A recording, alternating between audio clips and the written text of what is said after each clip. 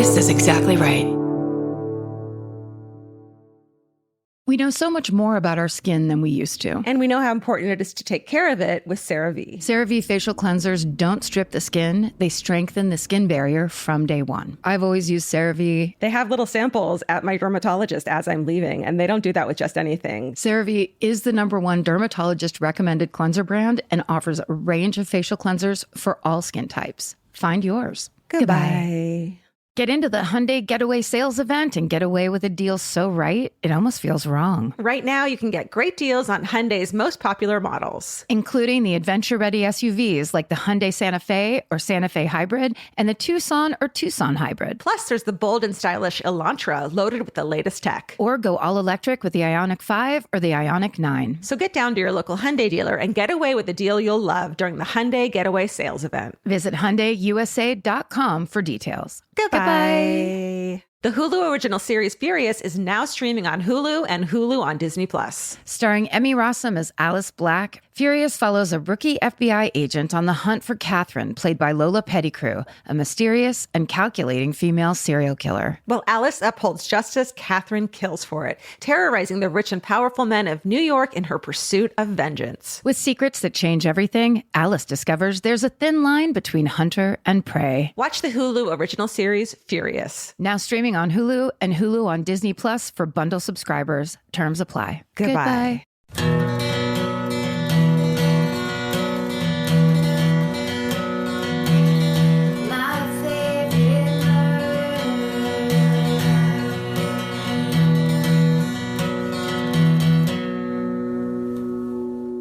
Hello. And welcome to Rewind with Karen and Georgia. This is the show where we unpack our old episodes from our 2018 suitcase, plus case updates. Today we're rewinding to episode 102, which we named Decompressions. This episode originally came out on January 4th, 2018. All right, let's get into it. The intro of episode 102.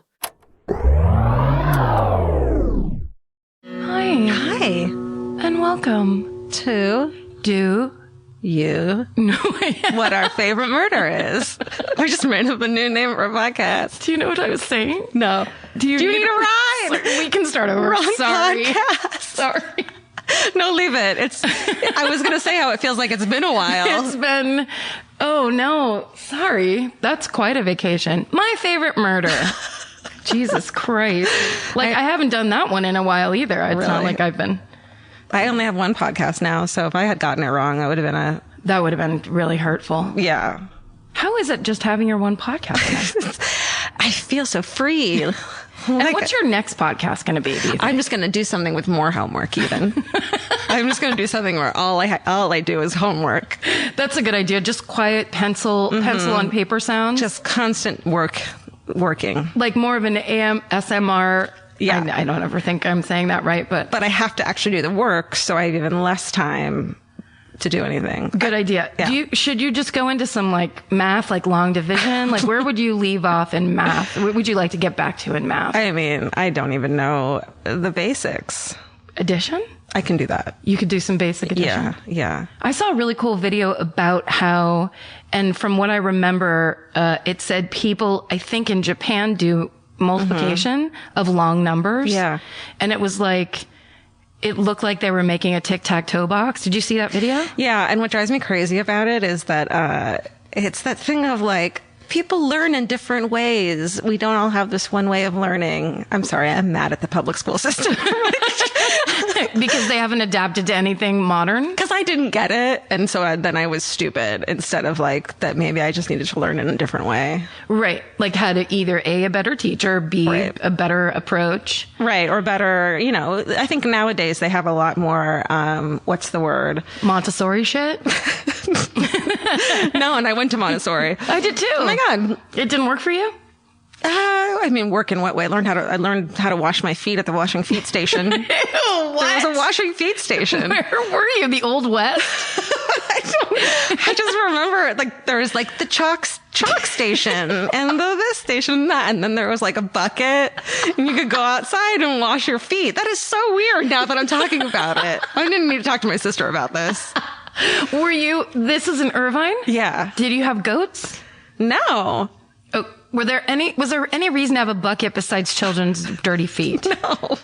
Was your teacher a germaphobe? Probably. I think she must have had an issue with dirty children's feet. Why were your shoes off?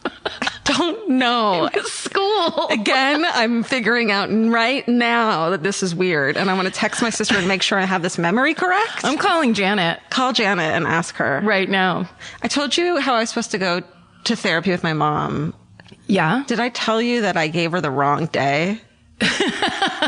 And she showed up like 2 days early. Was she pissed? No, it was fine. We ended up making up anyways. Well, that's good. Yeah. I mean, that's what counts. Yeah. Do you think that subconsciously you may have done that so you didn't have to do it? Definitely. Yeah. Don't you think? 100%. That's usually why I do stuff like that. And now it's so overt to me that I might as well just be like, I'm not going to be there probably.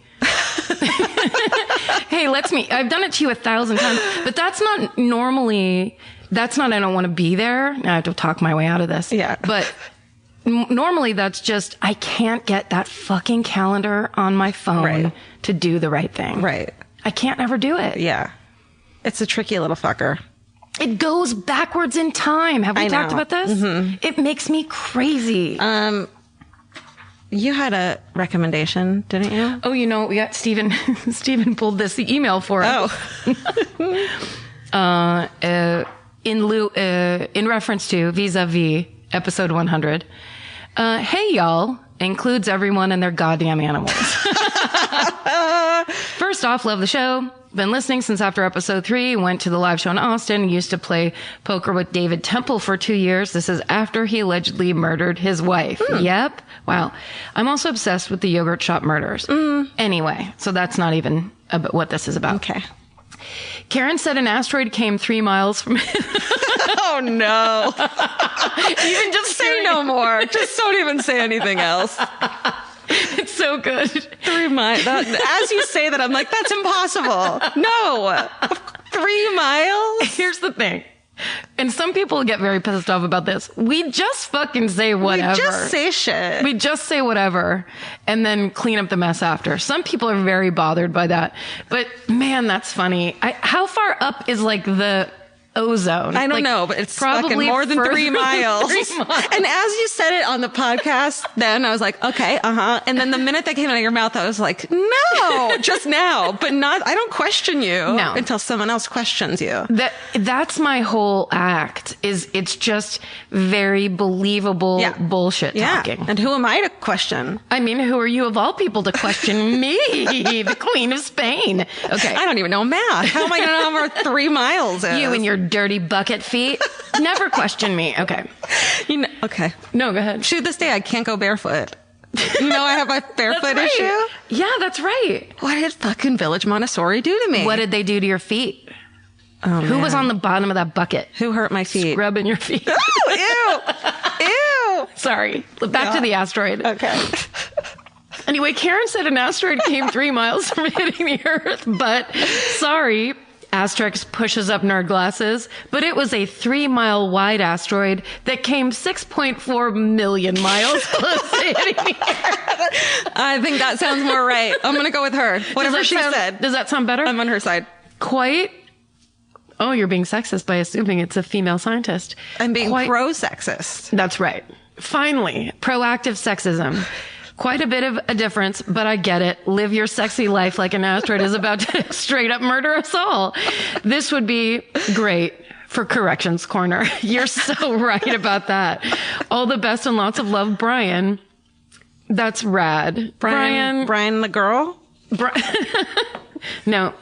He also has a second name in the middle that's also a boy's name. Okay. So I can confirm Brian is a boy. Well, I am not sexist, so I thought it was a woman.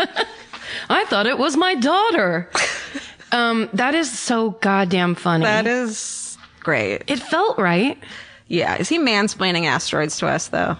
Well, clearly we need it. He's explaining. I'm sorry. I meant to say explaining. He's plain-splaining it to us. Explain it. Just apostrophe splaining. Straight up splaining. That's my new podcast. Where people splain shit to me. Oh, that's good. Straight up. You just introduce it get the idea going, and then just let other people talk about the facts. Hey, explain this to me. I have never realized how consistently wrong I can be up until this point. It's a real humbling experience having this through the podcast. Yeah. But I wonder, do you, in your daily life now, do you question yourself? Oh, every moment. As you're hypothesizing boldly? But I don't, I mean, like, usually if somebody stands there and goes, no, actually, that's not true, I'll go, oh, okay. Because at this point, I can't really argue it. Yeah. It's happened so many times. Yeah. I'll be like, oh, all right. You know. You don't go, are you sure? Oh, sometimes I'll do that. And sometimes I can like see it in my mind's eye of like, I can see the headline in my head. It says 3 miles away. But that's also my ADD from being on Twitter too much and reading articles. I just read 4 words in the headline of an article. Karen, I can't do Twitter anymore. Because it's just killing you? Is it driving you crazy? It's awful now. It's really, I just can't do it anymore. It's making me really depressed. It's very depressing. My problem is it's where all my friends are.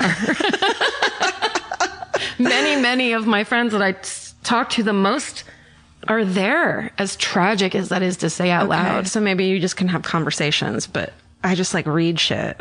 No, yeah, I try not to read that much. Okay. And when I do it inaccurately. Okay. Yeah. Well, I mean, listen, if it's working for you, look, I like it. Look and listen. If it's working for you. No, but I will say this for resolutions. I don't know if you're comfortable doing some resolutions right now. No, I dig it. But as we say this, because part of why I think all that was just so funny to me is because I haven't really talked to another person in like 3 days, except for texties.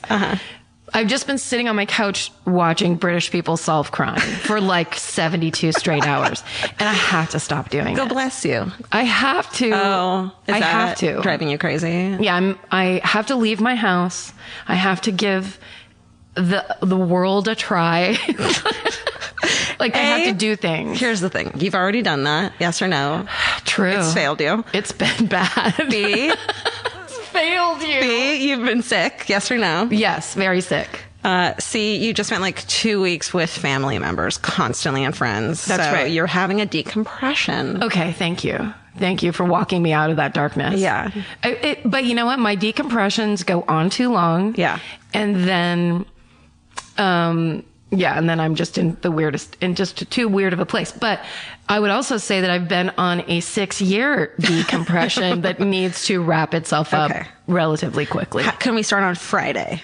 Okay. Can we say Friday? Write that down in your... How about Friday at 11? And then we have that phone call at 11:30. Right. Perfect. And then you have to... I actually had to hire or like have my old life coach come back. Yeah. Because I was fucking up hard. Like that? Yeah. Shit. And one of the things we talked about was just put some makeup on and leave the fucking house.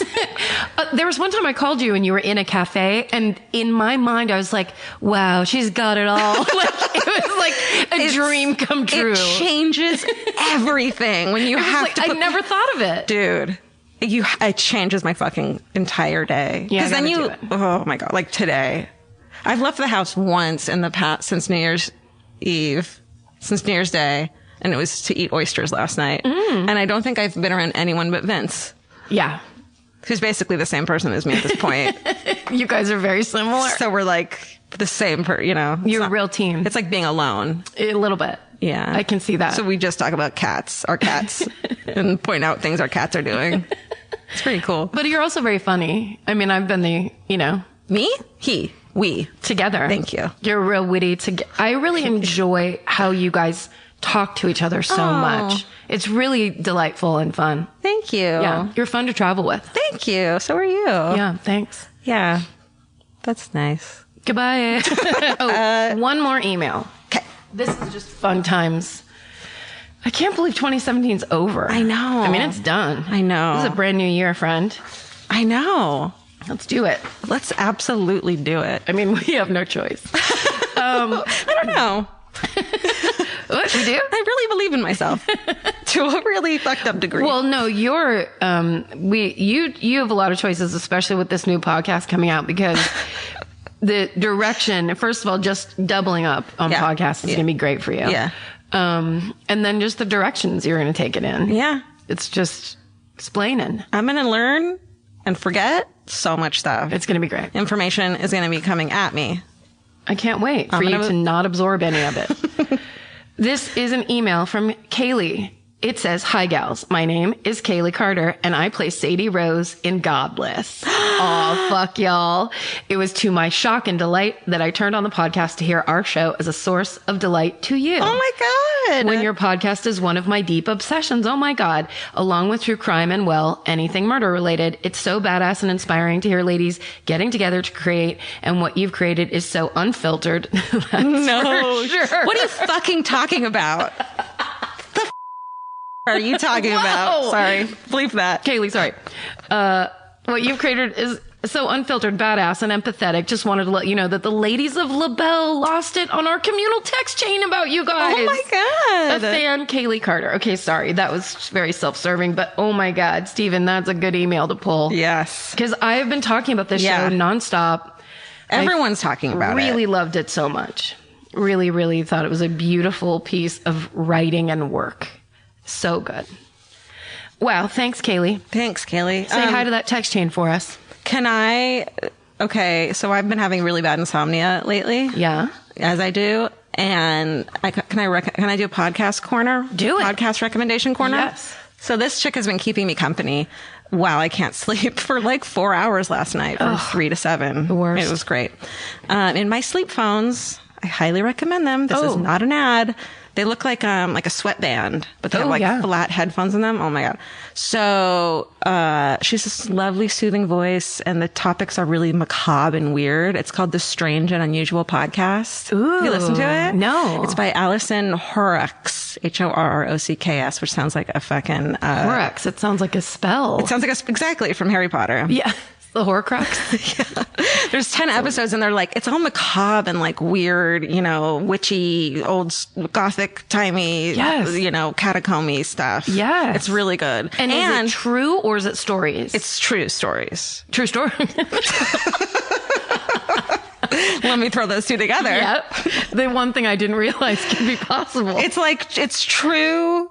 It's almost like the Mysteries Abound. Yes. But she does all the writing herself and tells you about it. It's really good. Sweet. Paul Rex, everybody, if you don't listen to Mysteries Abound, yeah. got to. So the Strange and Unusual Podcast, and it's called that because from Beetlejuice, when Lydia says, "I myself am strange and unusual." Oh. Isn't that cute? Yes. So I love it. Yeah. And she's just been kind of keeping me company. The best. Yeah. Well, then, if I'm to join you in this corner, I will do my recommendation. The person that's been keeping me company for my whole vacation, I can't remember. I think I've seen either a TED Talk or some clip of him on British TV, but I, in driving, knew that I wanted to do a deep dive into something and actually maybe learn something. So I looked up audiobooks by John Ronson, and he's a British reporter and podcaster. He does a ton of stuff, author. Yeah. He's written a ton of books. He wrote The Men Who Stare at Goats. He wrote So You've Been Publicly Shamed, which is all about the social media thing. He's done all this stuff. So he has a book. One of the ones I listened to is called Lost at Sea, and it's just a bunch of different stories and articles that he's written, and they cover everything from people who disappear on cruise ships and basically the rash of that happening. The fuck up. To I can't remember anything else. Just being lost at sea in general. Just being lost at sea. You have to listen to it. And he has, my very favorite thing. And I laughed so hard when I was listening to this. I was in my room at my sister's house. I was laughing so hard. I was crying and I couldn't breathe. And I was sick. So I thought I was going to die. He interviewed the Insane Clown Posse after the Magnets How Did They Work song Miracles came out. And it is one of the funniest because he is a very straightforward, very plain spoken and very direct interviewer. Yeah. And he then reenacts the two guys in Insane Clown Posse reacting to how much shit they've gotten like, because they've been called the worst band in history and like really terrible things and stuff. So he kind of went and talked to them, and it's the funniest thing I've ever heard in my life. Oh my God, I'm listening. And he's just very, like, he's so endearing, and he's really, I don't know, he's just super brilliant and a really hilarious, amazing writer. So anyway, John Ronson, tons of audiobooks, and he also has a podcast called The Butterfly Effect that's about like working in the porn industry. Right. I started listening to it. It's a little bit, I'm worried. I'm worried. Yeah. I'm worried about having to hear people that aren't doing well or something. Yeah. Whereas if it's a story and someone's in the third person talking about it, it's a different thing. It's kind of like my 911 call issue. I get that. Well, really quickly, one that I'm not listening to, but I have listened to it and it's hilarious. And I just want to give it a shout out because it's fucking incredible, is the true crime podcast Done Disappeared. Oh, I haven't heard it. No. It's a parody true crime podcast called Done Disappeared. Yes. It's about missing girl named Clara Pockets. Uh-oh. It's hosted by John David Booter, and it's basically a parody of Up and Vanished. Wait, John David Booter's not a real person? No, it's like this beautifully narrative podcast, like Someone Knows Something, let's say. Right. And it's done really well, and you hear the crunching of the gravel, and then he talks about these things that are really serious, but it's all bullshit, and it's all fake, and it's like kind of corny and just amazing. So silly. It's so silly, and it made me really happy. Oh, that's great. Yeah. That's awesome. Done Disappear. I mean, that's so funny. It's like, it is so popular these days that like you can, it's like the American Vandal. Yeah, exactly. Which, has been nominated for, I think, a Writers Guild Award. Yeah. That's so cool. Yeah. It's just like that. Yeah. Where it's like, this is a really well done documentary. It's just about an absurd thing that's not real. It's the same thing. Yeah. That's awesome. Yeah. I love it. I love it too. All right. I mean, I wonder who goes first. I mean, whatever happened was in the past. It's 2018 and it's episode 102, which sucks that it's not 101 because we put up a live episode. Oh, last live. week. That's right. Because we're on vacation. But I know, but that was 2017 too. Right? Yeah. Yeah. So we can do whatever we want. We can do whatever we want. And the last one, technically, that we recorded here, we did together. Right. So it's a real clean slate. Clean slate, blank. Everything is everything. From here to eternity. What if we make Steven pick one of us to go first? Oh no. Pressure's on. Wait, what if we make Steven? No, I don't know. Let's pick mustache hairs and whoever gets the longer mustache hair. Yeah. You can throw the clown doll. Throw the clown whichever doll. one, heads or tails. Whoever slaps it away hard enough. Okay, Steven, who goes first? I'm closing my eyes. I don't know why that matters. Say a number. 10. Okay. What day is your birthday? 8th. What's yours? 11th. What does that mean? Mine's closer. So do you want to So go then- first? Do you want me to go first? How about It's the perfect system. Okay, how about... Well, I was going to say, since you got it, then you get a pick who goes first. Oh, shit. Oh, really? So now you're it putting goes it on to me? Karen. Nobody wants this part of the job. That's why we gave it to you. Okay, well, mine is long and gruesome. What's yours? I don't think it's that long. Okay, I can go first. Okay. Yeah. Okay. Good job, Steven. Steven, you've done it again. Oh, no. And we are back. Did it surprise you to learn that we actually came into contact with someone from Godless? Yeah. And you know what? I recently watched the movie that she's in called Private Life with our other friend in the biz, none other than Paul Giamatti. Oh, cool. Private Yeah. Life? Yeah. And she's really good at that, really darling. It's so funny to listen back to, hear us talking about the podcast we're listening to, because I feel like it's such a marker of time, especially limited series. When you go back and listen to a certain thing, you're like, oh my God, I remember being so into that or living in that world for whatever, 3 weeks. Or that's what my like falling asleep routine was. And the Strange and Unusual podcast is still going strong. And they've got really like some great episodes recently about like 10 things in the Appalachian woods that shouldn't be there.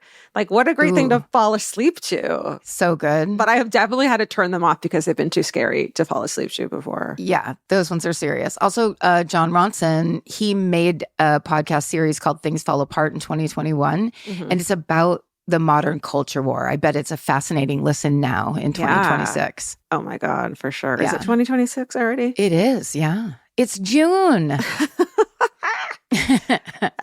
That's ridiculous. You're lying. I don't believe you. I would never lie on a podcast, only privately. The faux true crime podcast name Done Disappeared still cracks me the fuck up. Done Disappeared. All these years later. And it's so funny because like it was so new that like it was okay. Like we were making fun of it. It's too big. Everyone's got one. But it's like, oh, just you wait. It's gonna get even fucking bigger. Just you wait. Done Disappeared. This little trend. 2018. Yeah. Our stories are a couple heavy hitters. I didn't realize that we did these in the same episode. It's very intense. Yeah. It's very intense. I didn't either because I still think about yours all the time. So we're still going, Georgia and I self-researching and self-producing. So there's no wiser global look at anything no through structure. A producer's eyes. Yeah. No. But I don't know. I think people like that. I just think that's why we ended on good things. We just don't do that anymore. Right. Well, and also I think there's not that many of these insane serial killer style, horrible, like these are some of the worst of the worst. The Beast of Jersey is, I think, one of the most disturbing serial killer stories there is. Because wearing a mask, right? And like and a choker necklace of spikes and wristlets of spikes. Yeah. So no matter where you grab them to get them away from you, you hurt yourself. It's just insane. Also lived a totally normal public life. That's what's like. It's a tiny village on an island, and they couldn't figure out who it was. Because it's got to be someone you know. If it's everyone on this island, oh my God, let's get into it. Yeah. All right, let's hear Karen's story about the Beast of Jersey, Edward Paynell.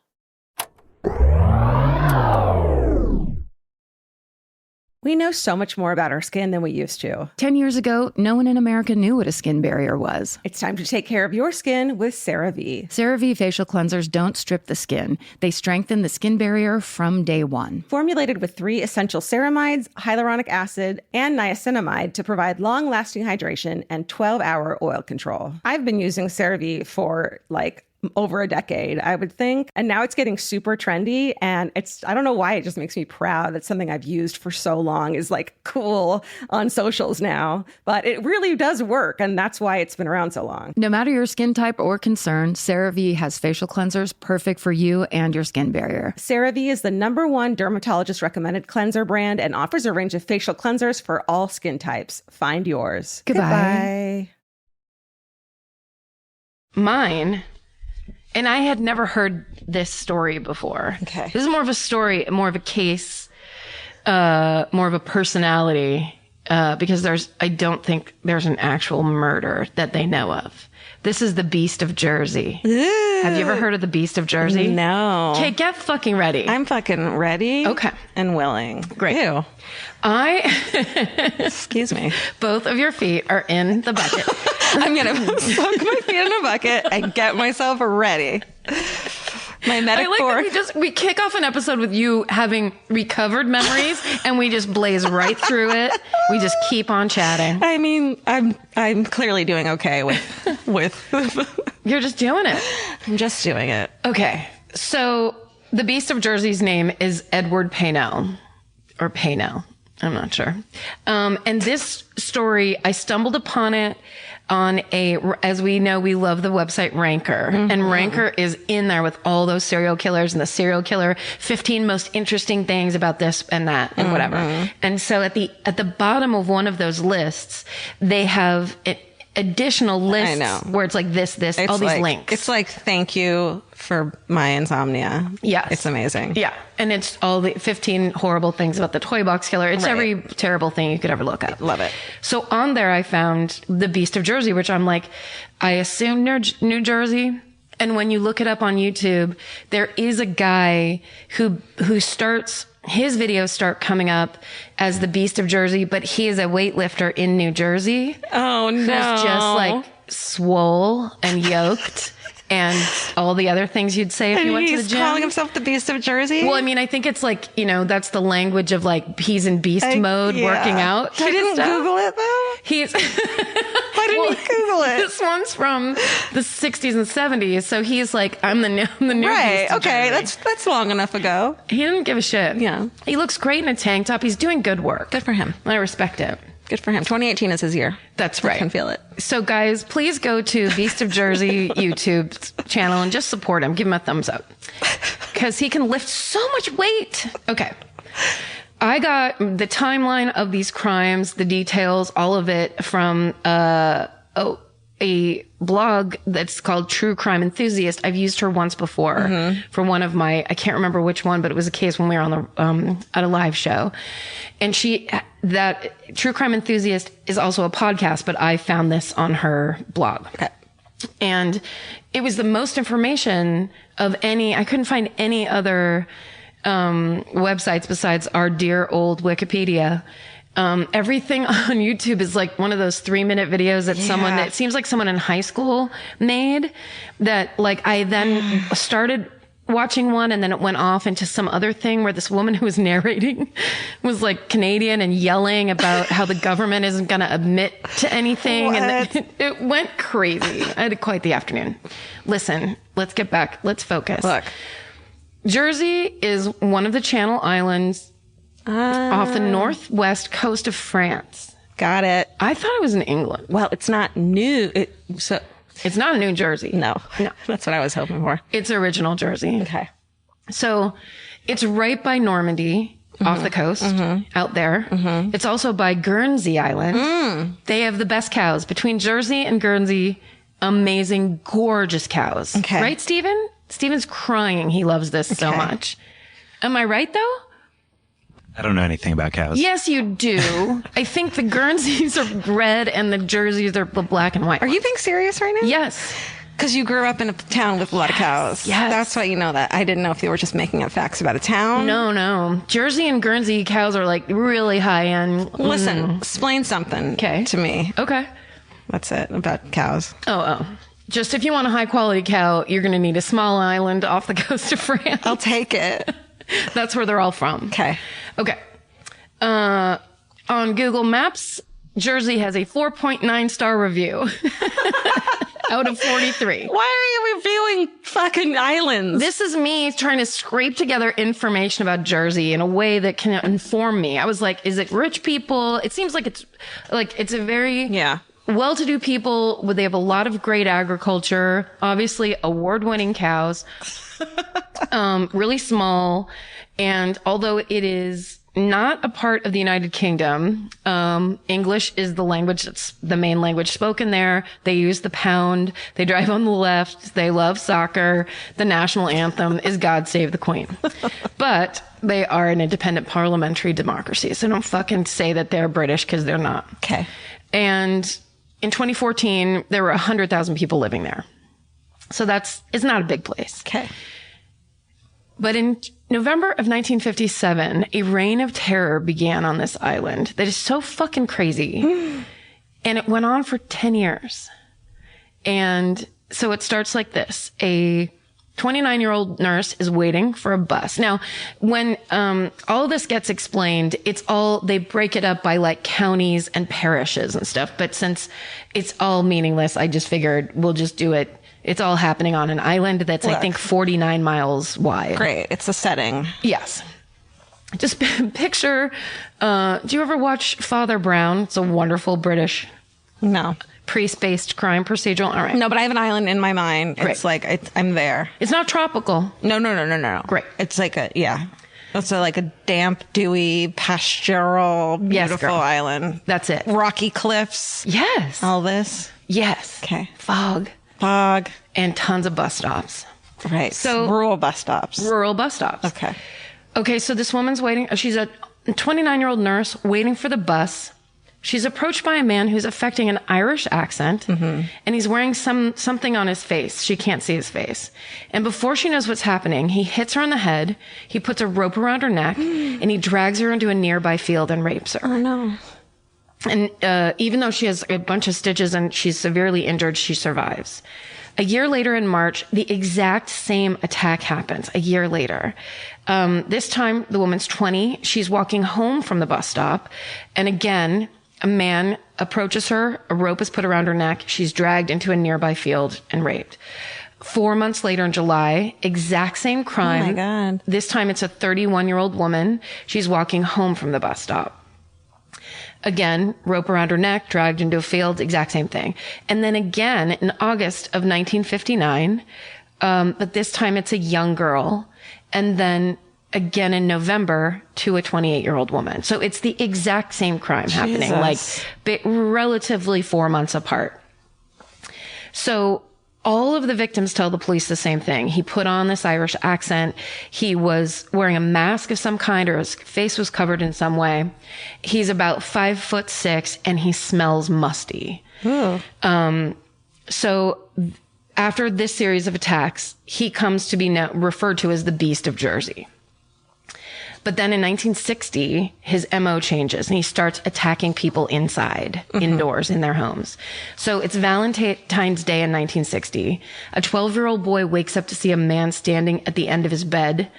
He's climbed through the boy's window. He's wearing an old rubber mask and a woman's wig. Oh, God. And he's holding a flashlight in the boy's face. He places a rope around the boy's neck, leads him outside into a field where he's raped. So a month later, a woman walking up to the bus stop meets a man who drives by, claims that he's a doctor, that he's on his way to pick up his wife, and he offers her a lift.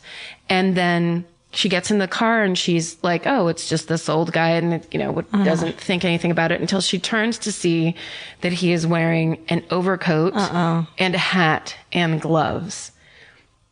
And as she's starting to put that together of how weird that is, and she also can't see his face. It's like she can't make out his face because it's dark. By the time she realizes what's going on, he's driven to a secluded spot. He ties her hand behind her head, beats her inside the car. Then he drags her out of the car into a field, rapes her. Then he puts her back into the car and he starts to drive again. She jumps out of the moving car. Oh, my God. And starts screaming for help. So he bails and he's not found. Damn. Okay. So the same month, this one's super creepy. So it's a mother and daughter in a remote cottage. The daughter's 14. So it's 12:30 at night.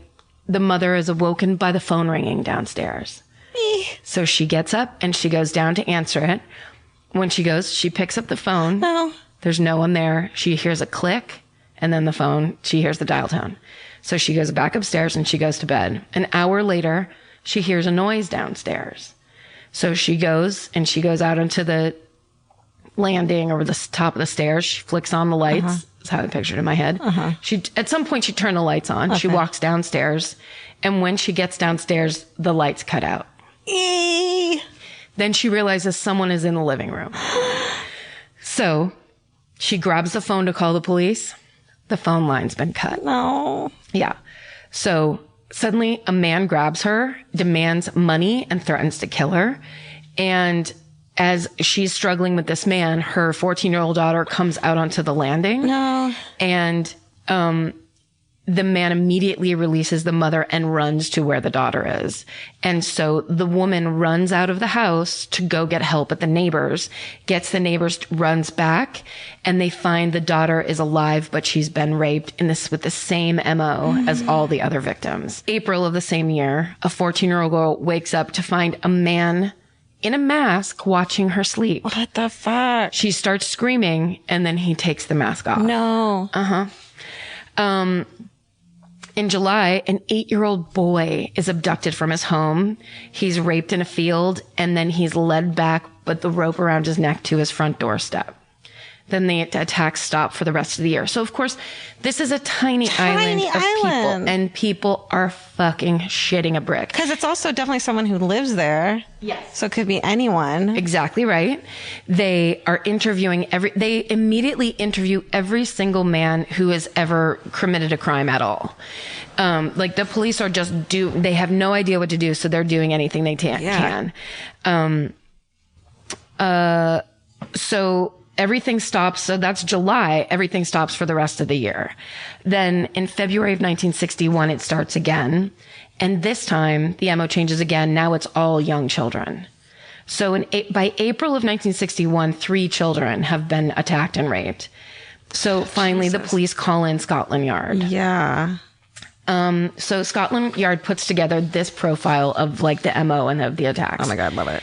And they basically tell the island, you guys have to start like self-policing and keeping your eyes open because you have to help us catch him. Right. Like as much as we can't be everywhere, and we all have to do something about this. So keep your eyes peeled. So he's 40 to 45 years old. He's 5'6" or somewhere around that height.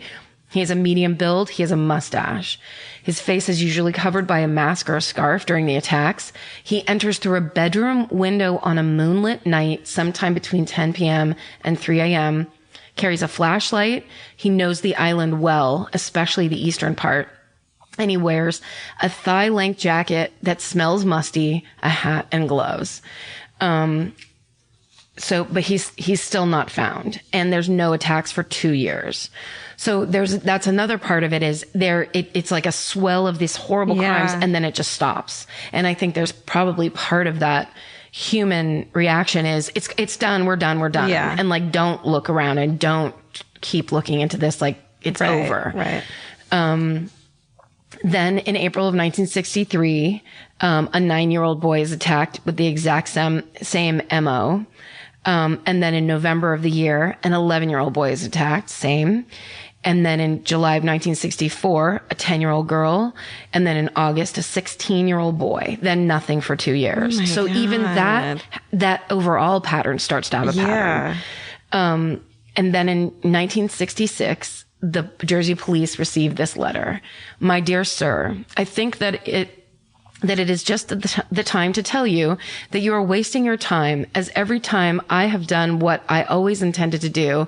And remember, it will not stop at this, but I will be fair to you and give you a chance. I have never had much out of this life, but I intend to get everything I can now. I have always wanted to do the perfect crime. I have done this, but this time let the moon shine very bright in September, because this time it must be perfect. Not 1, but 2. I am not a maniac by a long shot, but I like to play with you people. You will hear from me before September, and I will give you all the clues just to see if you can catch me. Yours very sincerely, Wait and See. Oh my God. Yeah. So in August 1966, there's a savage attack on a 15-year-old girl, but this time there's a new detail. There are long parallel scratches down the torso of the victim. And then that's the final attack for 4 years. Wow. Then in August of 1970, a 13-year-old boy wakes up to a flashlight shining in his eyes. He's taken out of the house with a rope around the neck. He's led to the field. He's raped, attacked, led back to the house. This time the beast tells the boy, stay quiet, because if you don't, quote, something will happen to your mother and father. So the parents find the boy disheveled and he tries to say nothing's wrong. And finally he breaks and tells the parents everything. And when he's taken to the hospital or inspected by police, I'm not sure which one, but they basically on the boy, they find the same long parallel scratches that they found on the girl from 1966. And the boy tells police that the man had black spiky hair and a terrifying mask on. A year later, this is July 10th, 1971, 2 policemen are sitting in a traffic light at a red light. It's 11:45 at night, and a car speeds past them, runs the red light, and is driving erratically. And so, of course, they throw on their lights, or however they do it in Jersey. And they get into a high-speed chase with this car. And it's total Jason Bourne style, where on on this blog, she was saying the guy drove up on the sidewalk. He was like doing everything he could to get away from these cops. On this tiny fucking island. Yeah. That's so crazy. Driving everywhere. And basically, finally, he drives through a hedge and into the middle of a tomato field and like comes crashing to a stop, gets out, starts running through the tomato field. The cops get out, chase him on foot. They tackle him. They arrest him. They bring him to the police station. And finally, when they get into the light of the police station, they see that first of all, they notice in the car with him how musty his coat smells. And it strikes them immediately that it's like just this weird, gross smell, which is what every single one of his victims mentioned. That's crazy that it was that fucking bad that they were like that gross. Immediately. So then when they get into the light of the police station, they see that there are 1-inch nails poking up out of the shoulders of his coat and out of the lapels of his coat and around the cuffs of his coat. So he has sewn in 1-inch nails to stick out like punk rock style, out of his coat. And then they see that he has cloth wristbands that he has made tied around his wrists that also have 1-inch nails sticking out. Dude. So then they see that his pants are tucked into his socks. He's wearing slippers and wool gloves. And then they check his pockets. So in there, he's got a flashlight with black tape over the light part with just a little slit. So only a tiny bit of light will come out of that flashlight. So no one will notice it? Yeah. So he can basically control and direct the light. Oh my God. When he's breaking into houses. Right.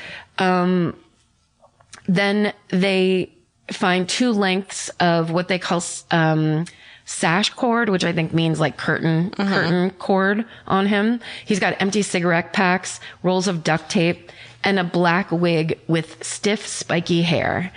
And that's when they find the mask. Are you ready to see the mask? There's your mask. I'm going to go. I'm going to leave. Look at that. Oh my God. Let me see that. It is so fucked up. Okay, so what that mask is it looks like Edward Scissorhands if he were in a fire.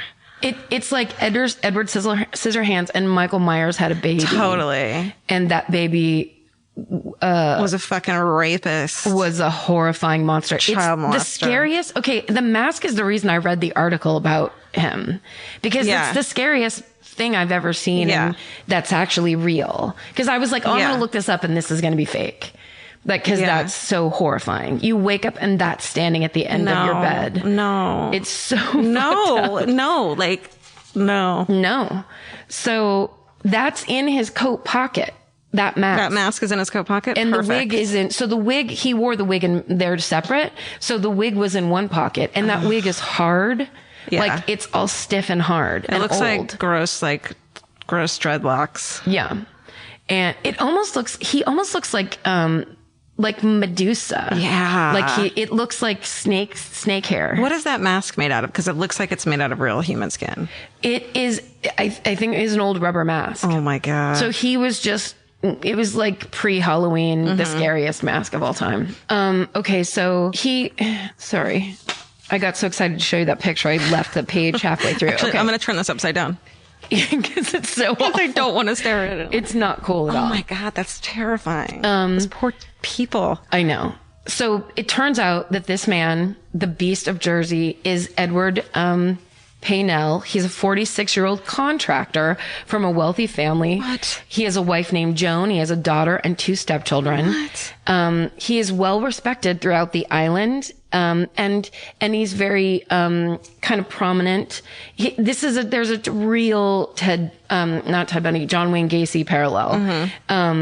Because he and his wife first met when he worked as a handyman at the foster home that her mother ran called La Preference. And he would often visit to hand out candy and during the holidays dress up like Father Christmas. No. The children knew him as Uncle Ted. Yes, of course they did. Yeah. Of course, the police investigate. They find out that Joan and Ted's marriage is not a happy one and that in fact, they're basically man and wife in name only, that he has built himself basically an annex off of the house. So he has an office and like living quarters and this whole thing that's separate from the house, so he can come and go as he pleases. And his wife says, you know, he keeps odd hours because he's a big fisherman and he likes to go on long walks at night. So he's, you know, he's up and out of the house at all hours, and it's how he's been for years. Oh God. Yeah. So, I wonder if she suspected him ever and just like didn't ever want to say anything, or couldn't accept it, or. I mean, you would think with the marriage being so unhappy that he moves, you know, he builds himself a new part of the house to live in, that something bad was happening. But there's a video of Joan that I saw. Yeah. Because there's an actual like old, you know, what looks like BBC footage or whatever. Yeah. And someone's interviewing her and she just looks like, no, the man I know would never hurt a child. And she seems like she means what she says. Of course. But then who knows? Because there were lots of abuse allegations at this foster home and at other. So there's another part of this, but basically all these abuse allegations at different foster homes on the island of Jersey. And against him specifically? No, against these people. It's super crazy. What? That's part of the black hole I fell into, which is watching these videos from other victims of who lived at these other, like, I think they call them home care. Yeah. But it's basically one is this one is obviously a foster home, a big foster, like an orphanage, essentially. But another one, the worst one, or you know, from what the stories I saw, was, of course, it was a Catholic, you know, send your babies here if you're having them out of wedlock and we'll raise them for you because you're not allowed to have children. Meanwhile, they beat the living shit out of them and rape and molest them, and all this horrible stuff is happening there. And they have the real people who lived there talking about being woken up in the middle of the night by the people that work there and led down into these cellars. And it was so bad that the police started investigating. And they found shackles. They dug up these cellars and found shackles along one wall. And they found all these bones, children's bones there. Like, it's crazy, terrible. It ended up leading to an investigation called Operation Rectangle. And it recorded a total of 553 alleged offenses with 151 named offenders and 192 victims on this island where in 2014, 100,000 people lived. Yeah. So insanity, like something super fucked up was happening. Yeah. Oh, that's so dark, and that top of the lake type of thing, where it's like, oh, you don't know the secrets that go on in these. Yes. And apparently that kind of like privacy and all that is a real big deal there, of course. And part of the reason people live there, but then that breeds this kind of like nobody talking about anything and nobody knowing about anything. You can kind of hide in plain sight as like a fucking creep. And the underrepresented and the marginalized that gets sent to some horrible home somewhere. Yeah. You know, then it suddenly becomes so anyway.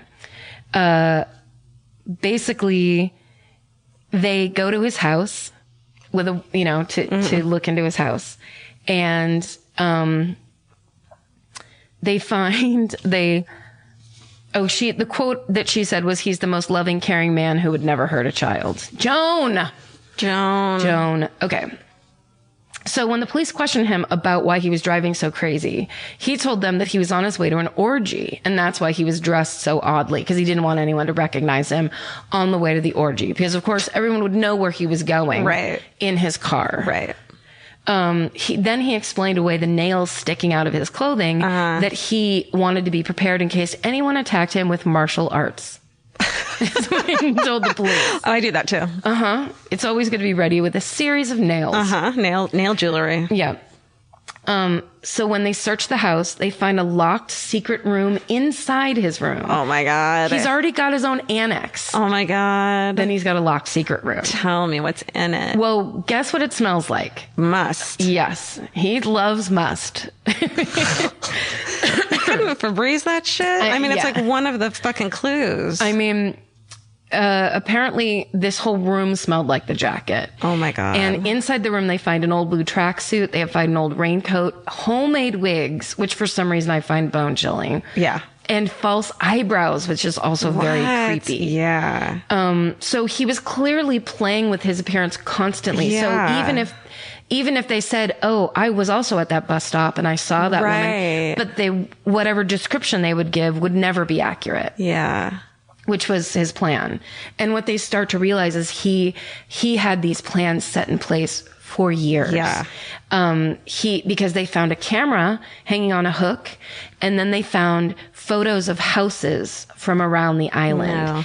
And eventually they got out of him that he would choose his victims sometimes years in advance. What? He would take a picture of the house. He would memorize the map of the house. He knew exactly whose room was whose and what window to go into. So he would never accidentally went into some wrong window and it was in the parents' room. Yeah. He always knew which room the children's room was. Oh my God. And he knew exactly when to go and when they were by themselves or when everybody was asleep. Like he planned it meticulously. This is for scaring years. me like no other story we've done has scared me. It's the fucking scariest thing of all. He is the legit boogeyman. Yeah. Like crazy. And then basically the nails for real were if somebody caught him, tried to grab his hand, tried to grab his shoulder, he would get away. Oh my God. Like he had all these things planned to make sure he never got caught. And that's why it happened for so long. What a psycho. Then they also found what they called in the blog I was reading, she refers to it as black magic and things related to black magic. But in another article I read, they were like a full-on altar to Satan in his barn behind a red velvet curtain, which that was not mentioned in any way in this blog, which I trust her. She's so thoroughly researched. Yeah, that's a little David Lynchy. It's a little, where'd he get a red curtain and how come no one noticed a red curtain in a barn? Yeah. I mean, it's always possible and it would be very striking. And effective for black magic uses. You're like, I'm in the middle of a field filled with gorgeous cows. I turn around. Here's this curtain out of nowhere. Okay. So anyway, all kinds of satanic shit though in this room. So basically that's it. He goes to trial and on November 29th, 1971, it took 38 minutes to declare him guilty of all charges. He's sentenced to 30 years in prison. That's it? And he gets out in 20. What? He was a model prisoner. He's paroled in 1991. Stop it. Yeah. Stop. He goes to prison in 1971. He gets out in 1991. What the He tries to move back to Jersey. Oh, hell no. And the people are like, yeah, no way. So he ends up moving to the Isle of Wight and he dies there of a heart attack in 1994. So I think the Isle of Wight is, from what I know, I think one of my favorite bands is from the Isle of Wight. And I think it's real sparse. Would you look that up really quick, Stephen? Think he's already doing it. But, my 20 years? 20 years. Because it's all rape. And this was the 70s. Yeah. When they were like, Yeah, I wish that was not like that anymore. I know. Let's be honest. It's getting better though. Certain places, sure. Like a serial rapist would not get out of jail in 20 years. They don't do that anymore. I mean, I know every case.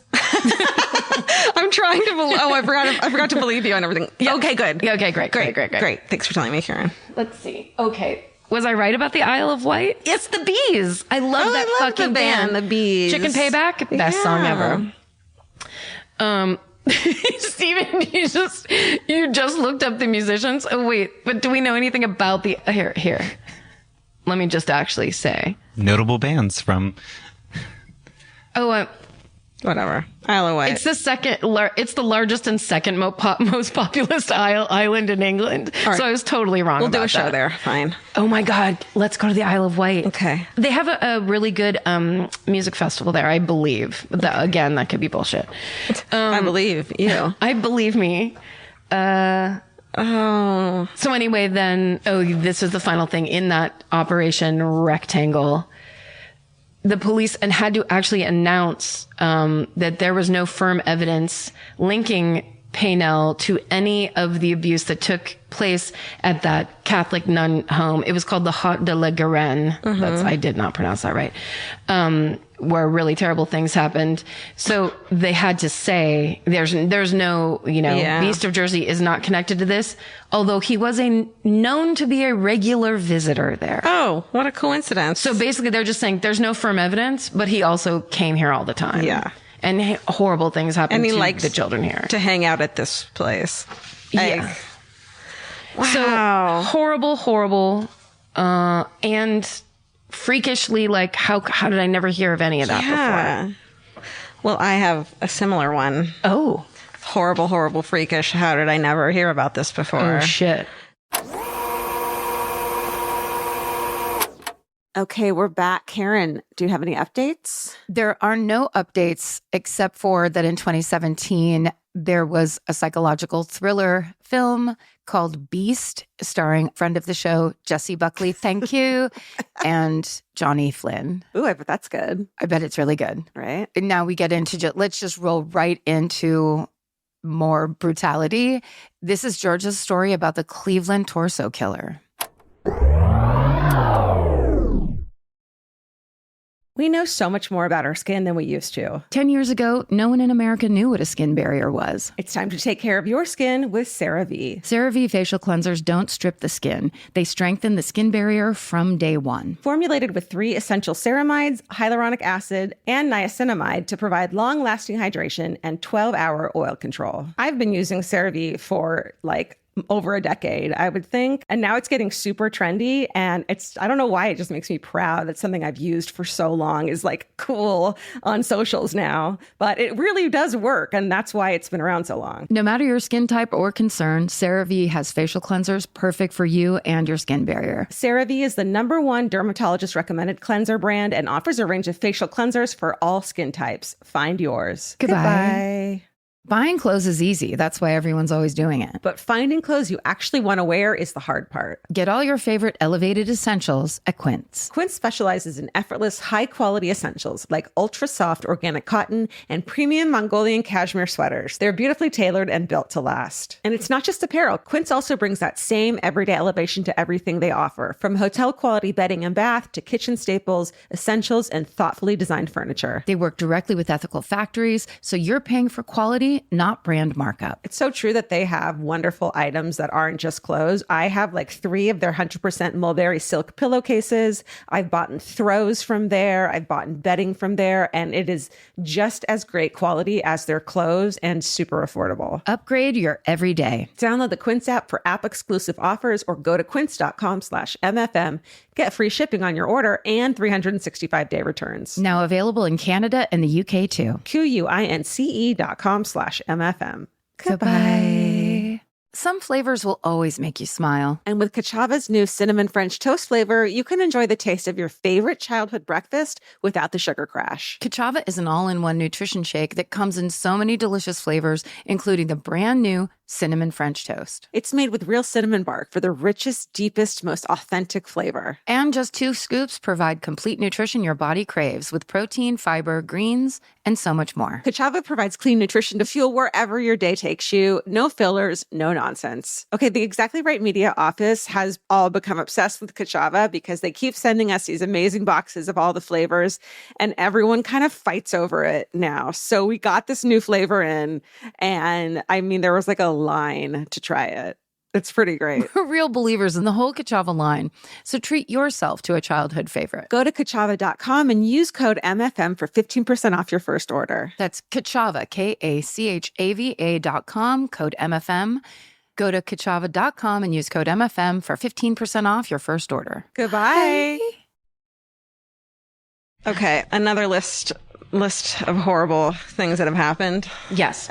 This one I've heard the name, but I'd never heard of. I'd never known what happened, surprisingly.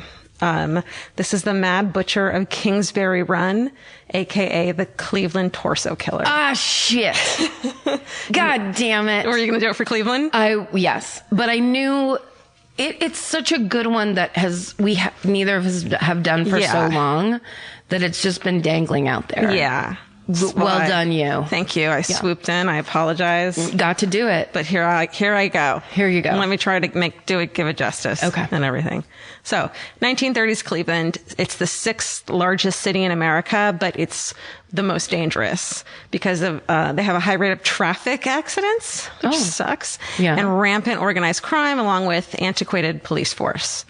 One of the high crime areas was on the south side of the city known as Kingsbury Run.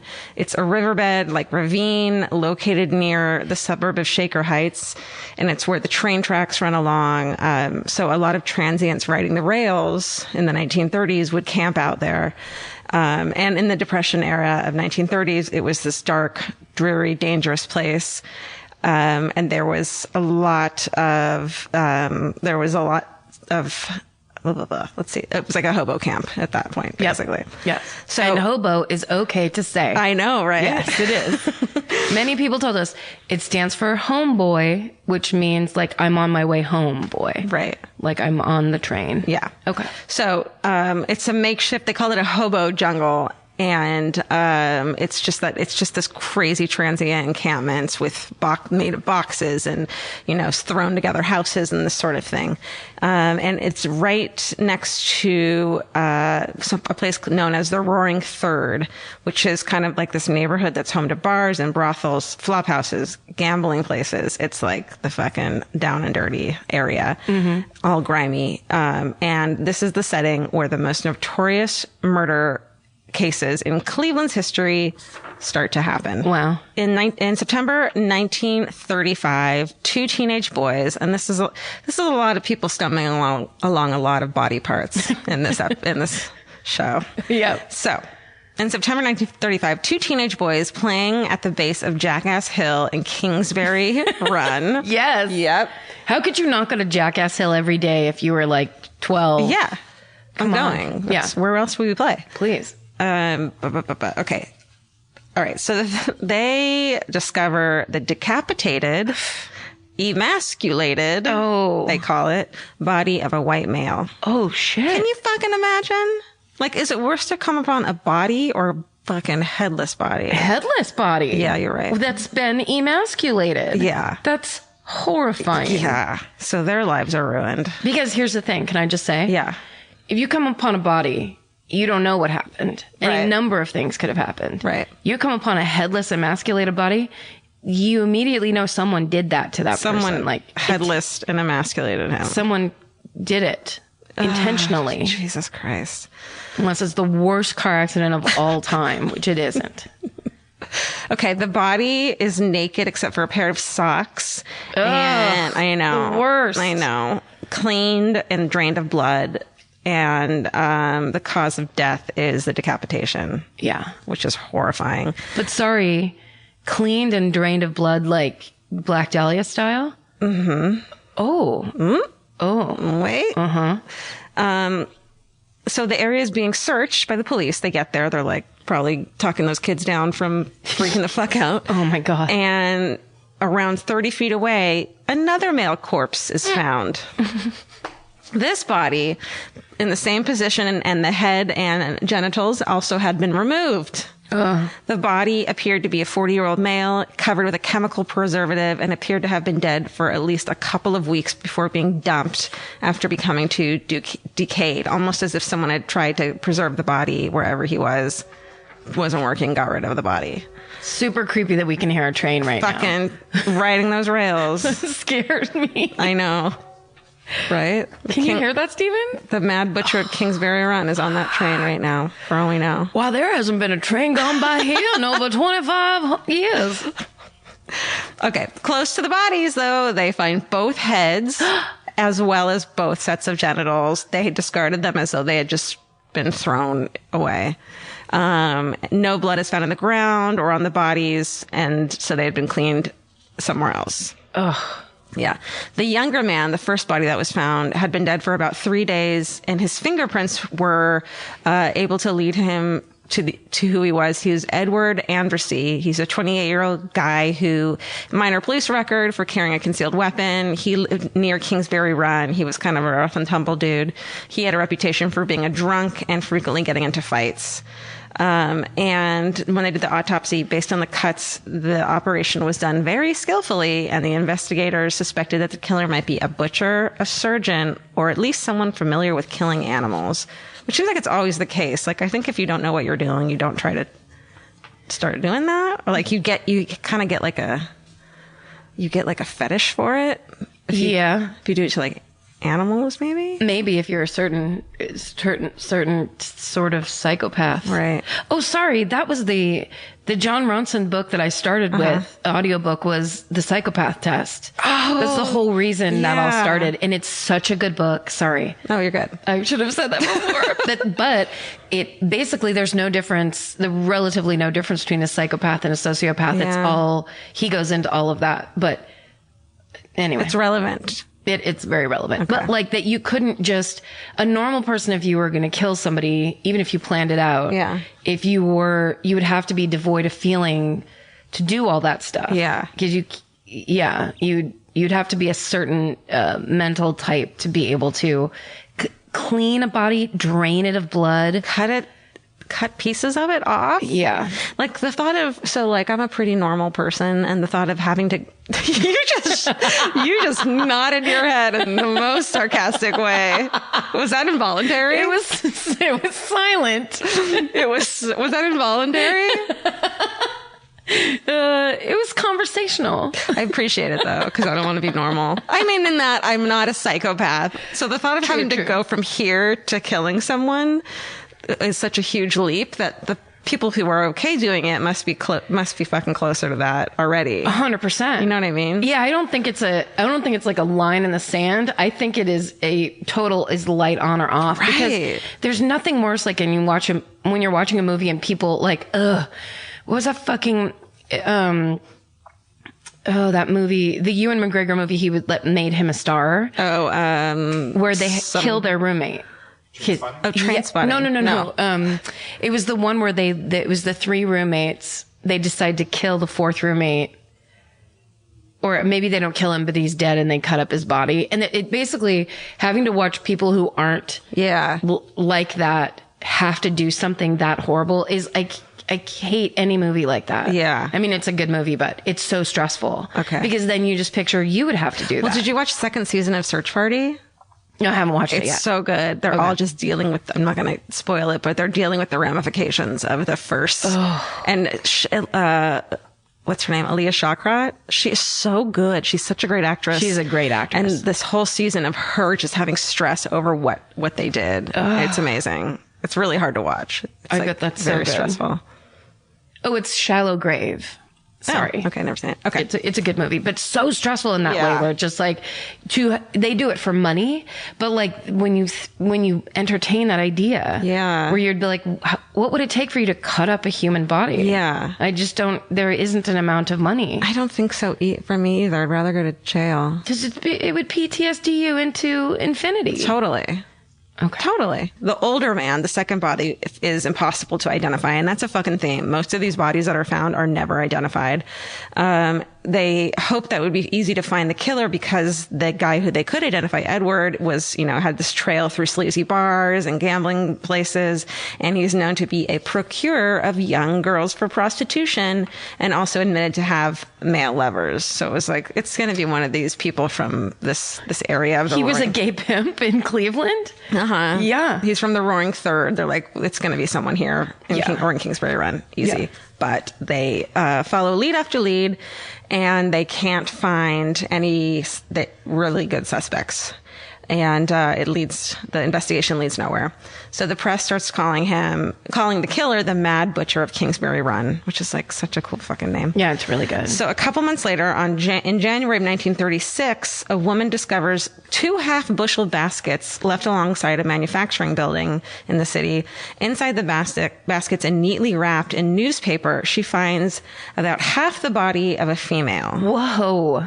The rest of her body is found about 10 days later in a vacant lot lot nearby. I mean, people are stumbling upon nightmare after nightmare. Also, if it was wrapped, it said it was wrapped in newspaper. Yeah. So she unwrapped it and be like, what's in here? She's like, this could be a stack of money. Yeah. That's totally what I would be like. Look at this stained, wet money. I can't wait to unwrap it and spend it. Fuck. No. So fuck. Also, because it's like you're saying, Depression era. Yeah. Like, she's like, is this fucking food? Maybe this is food. I'm starving. Let this be. How about some nice dishes? Nope. How about a nightmare for the rest of your life? Oh, God. Some nice dishes from the 5 and dime. Okay. The cause of death, again, is decapitation. Fingerprints identified the body as Florence Polillo, or Flo. She's this fucking, like... Flo Polillo. Flo Polillo. She's this, like, salty fucking older woman. There's, like, a good photo of her online. She's a waitress, a barmaid, and a sex worker. She clearly doesn't give a fuck. Carries a shank in her purse, like, obviously. She's doing it. She's getting hurt. She's stacking that paper. Until she got decapitated. Ugh. At the time of her death, she lived right on the edge of the Roaring Third, and her head is never found. Whoa. Okay. In June of 1936, in Kingsbury Run, 2 young boys are fucking out doing stuff, and they find the head of a white male wrapped in a pair of trousers. What? Mm-hmm. Fuck. Those poor kids. Police found the body of the 20-some-year-old man the next day. So they found the head, then they found the body the next day, dumped in front of a police building. Whoa. Cleaned and drained of blood. Everything's intact except for the head, again, caused by decapitation. Which is like, if we're going to really talk about it, I don't want to. That's the fucking one of the worst ways to die. He died of decapitation. Yeah, but it's fast, isn't it? Yeah, you gotta hope. What if it's like for 20 minutes you're alive in your head? That's why worse. But that's why you want someone who's actually good at, who's like is a butcher or a surgeon. Yeah, you don't want someone hacking away at your neck. No. You want a nice guillotine style. Boom. Make it quick. What was that? I didn't feel anything. Lord Jesus, is that you? Yeah. Or whoever your Lord might be. Yeah. I'll take anyone at that point. Yeah. Just get me out of here. Yeah. A plaster reproduction. Okay, this is crazy. A plaster reproduction of the man's head, because they couldn't identify him, along with diagrams of his tattooed, are displayed so the public can try to identify him. And it's this creepy, like, plaster mask. It's so gross. That's the one thing I do remember about this. Like, all the details are very fuzzy until you say them, but though I can see those masks. Yeah. There's a lot of them, and you actually can see them. In Cleveland, we should go when at the Cleveland Police Museum. They have a bunch of them. Yes. We're going. Yes. Yeah. 2 ticks. I thought you were going to pull that out. I did that. He's called the Tattooed Man, and he's never identified. Oh. So in July 1936, while walking through the woods near the west side, a teenage girl comes across the decapitated remains of a white male in his 40s. The victim had been dead about 2 months, and his head, as well as a pile of bloody clothing, was found nearby. Ugh. Like, who is doing this? Also, 2 months? That thing. Yeah. Did she not, from 50 paces, had this to. Something smells terrible? But probably back then, everything smelled bad. Oh, true. You know? True. This was back when you had to put deodorant on. It was in a pot, and you had to put it on like cream deodorant. Have you ever seen that? No, and you didn't probably shower a lot, right? Yeah, and you just slapped on some cream deodorant. Yeah, no. Gross. Ugh. By hand. No. Mm-hmm. So this time, though, there's an enormous quantity of blood, so they're like, he must have been killed there. In the forest? Yeah, in the woods.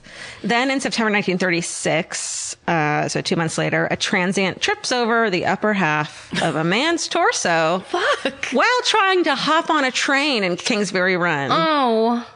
Did he get on that train? I don't know. I hope so. He is trying to catch a train and he trips, and that's what it is. Oh. Insult, injury. Police send a diver into a nearby swimming hole, like sewer area, and find the lower half of the torso and parts of both of his legs. I hope that diver was compensated handsomely. Because also it's a swimming hole, so it'd be all murky. It's really probably a gross place. It's more feeling around than diving with your eyes. Yeah. Okay, this victim, who's the number 6 victim, is in his late 20s, cause of death, decapitation. Coroner notes that the head had been cut off with one bold, clean stroke, which indicated strong, competent killer, very familiar with the human anatomy, and that the victim died instantly. So that's good. Thank God.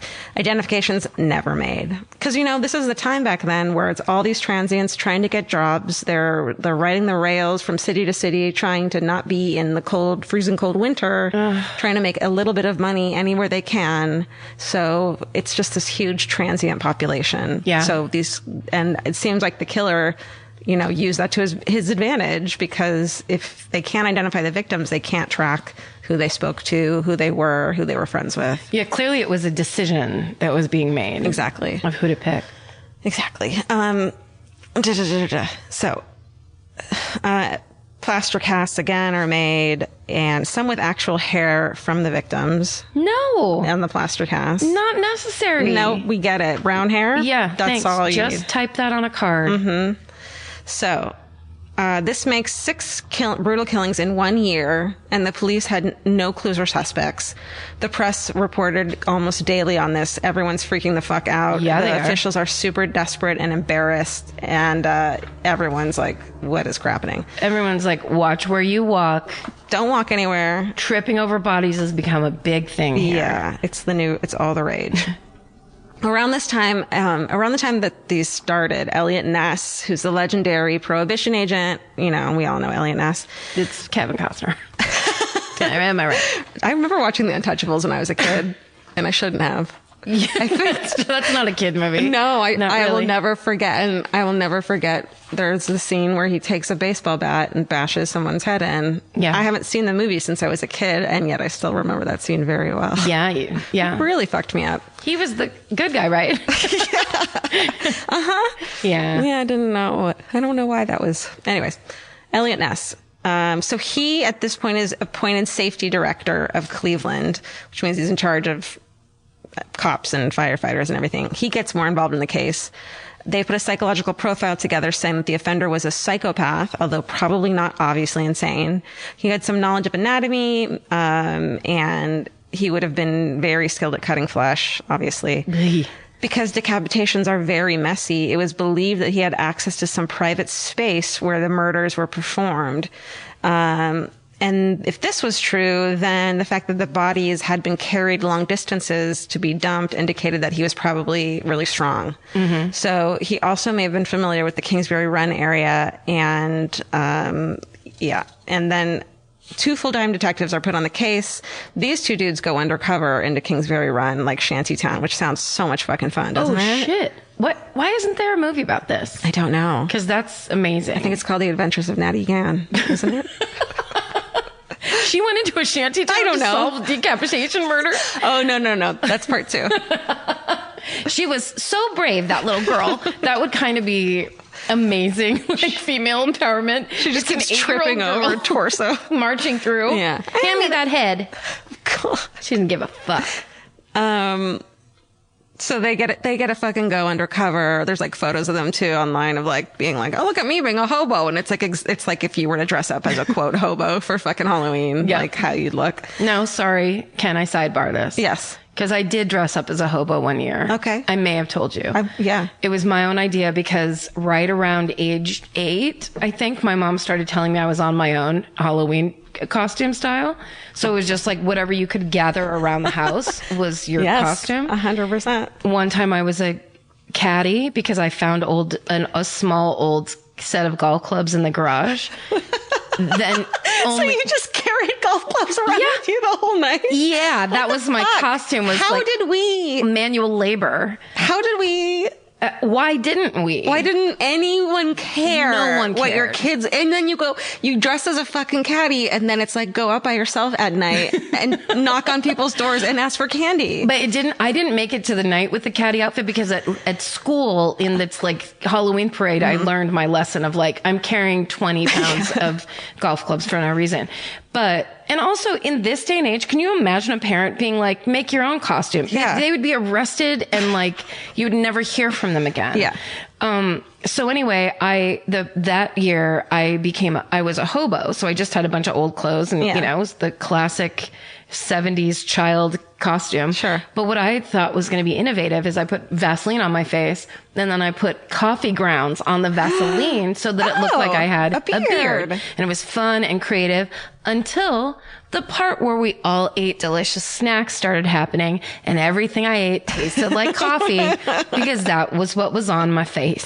And I ruined Halloween for myself. No, my mother ruined Halloween for me. I think the 70s ruined Halloween.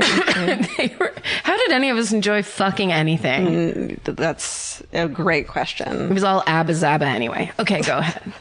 They're dressed up like... Right. Okay. Thank you. They interview more than 1,500 people. It becomes the biggest police investigation in Cleveland history. And then on February 1937, a man finds the upper half of a female torso washed up on the shore east of Bratenahl. Oh, got that wrong. Bratenahl? Bratenahl? B-R-A-H-T. Brat, E-N-A-H-L. Bratenahl. I hear Cleveland screaming it at us from the audience right now of our fucking Cleveland show. It sounds like, okay. Scooby-Doo talk. Right. Unlike all the previous victims, the cause of death had not been decapitation, because that had happened after she had already been dead, and the lower half of the torso washed ashore 3 months later at about East 30th Street. The woman was in her late 20s. She's never identified. Wow. So it's weird, too, that, again, like with your dude, they're changing up the MOs. Yes. So it's almost like, nobody's fucking safe. Yeah, because if they do it long enough, they're like developing and fine-tuning to their own creepy... I mean, it becomes, for both these cases, it's about the act, not about the victim and not about a want and a need. It's more like about this obsession. Yes. So it doesn't matter if you do it on a boy or a girl or a grown woman or, Right. It's all it's the planning and the picking and all that. It's enjoying what you're being doing. A psychopath. Yeah. It's being a murderous lunatic psychopath. Totally. June 1937, a teenage boy discovers a human skull. Next to it in a burlap bag is several remains of what turned out to be a petite black woman. So this time it's a black woman, which changes the MO. She's about 40 years old. Dental work shows that she is Rose Wallace, and police follow every lead they have on her, but nothing is found. Ugh. Then in July 1937, the National Guard had been called to maintain order at the flats, or where everything's going on. And a young guardsman is standing watch by a bridge and sees the first piece of victim number 9 in the wake of a passing tugboat. Ooh. Over the next few days, police recovered the entire body except for the head from the waters of the Cuyahoga River. The victim, who had been mutilated, was in his mid to late 30s. He's never identified. God. It's crazy. Did it come off the tugboat, perhaps? Ooh, that's a good question. I mean, like, did it make anyone go, maybe that, because if you were on a boat, if you were the captain, say you were like a crab fisherman or something, you're not near the ocean, but it's a vessel where you could be by yourself. Totally. And you could clean things. Ooh. And you could rinse things off. In the water. In the water that surrounds you. That's a good point. Thank you. Let's look into that. Okay. In 1938, a young laborer is on his way to work in the flats and saw what he first thought was a dead fish along the banks of the Cuyahoga River. Turns out to be the lower half of a woman's leg. Oy. This is victim number 10. A month later, police pulled 2 burlap bags out of the river containing both parts of the torso and most of the rest of the legs. She's never identified. Wow. Okay. Then in August 1938, 3 scrap collectors foraging in a dump site, which are like, don't do that in Cleveland right now, guys. Guys, this is the time where you maybe get into writing. Right. Maybe go internal. Yeah. Don't do any kind of garbage-based activities. No, exactly. They find the torso of a woman wrapped in a man's double-breasted blue blazer, then wrapped again in an old quilt. The legs and arms are discovered in a recently constructed makeshift box, wrapped in brown butcher paper and held together with rubber bands. And this is the weirdest one to me because it's makes me think that and obviously this is one of the ideas, is that it's a lot of different killers, because this one's like, it's disposed of so differently. And I'm shocked that they couldn't find any clue based on that. From a suit jacket back when everything was tailor-made? Yeah, from the suit jacket to the box, to the rubber bands, to the quilt. It's like, it's so crazy that they couldn't find anything. And maybe if it were the same killer, they've done it so many times that now they're taunting the police of like, here's a ton of clues and you're still not going to find me. Yeah. Could be. Yeah. So, okay. Yeah, because there's a big difference between a burlap sack and a blazer. Yeah, it's very weird. And it's like it's hidden more than it was, and it was in a dump site, so it was like it wasn't left out to be found. So I bet this one is like the husband made to look like, oh yeah, it's one of the victims. Oh yeah, of the torso killer. Smart, don't you think? And it says that some of the parts looked like they had been refrigerated. While searching for more pieces, the police discovered the remains of a second body only yards away. Never mind. So, maybe that was her lover. Maybe. Here we go. These two bodies had been placed in a location that was in plain view from Elliot Ness's office window. Whoa. So, yeah. Toying with him? Well, also, his office was close to a dump site. Yeah. Like the dumps? Yeah. Essentially? Yeah. Wow. I wonder if... theories. What? Well, maybe it was like, let's say it was the husband who killed the wife and the lover and wanted them to get found because he wants the insurance money, but they're going to just assume that it was killed by the torso killer, so it wasn't like he murdered them. Right. I don't know. That'd be a great plan. Yeah. Thank you. And by that I mean terrible. I mean awful. Really. So, August 18th, 1938, at 12:40 a.m., Elliot Ness and a group of 35 police officers and detectives raid the hobo jungles of the Kingsbury Run. They arrest 63 men there, and they search the shanties that are now deserted, looking for clues. But you can't decapitate and emasculate a body in a shanty. Mm-hmm. So they just go after the poorest unrepresented. Mm-hmm. People. Well, they think because all these bodies seem to be of transients that it must be one of their own doing it. All right. But yeah, they're not going to do it in the shanty. There's very little privacy in the shanty town. Mm-hmm. That's true. From my experience. That's a country song, I think. I need time to myself in the shanty town. And then they set the shacks on fire and burn the whole fucking shanty town to the ground. Yeah.